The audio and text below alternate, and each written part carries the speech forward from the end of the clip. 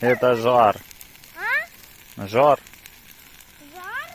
Ну да. О, они на высоту еще вылетают, а потом вниз падают. Ай. Сейчас еще. Будет много.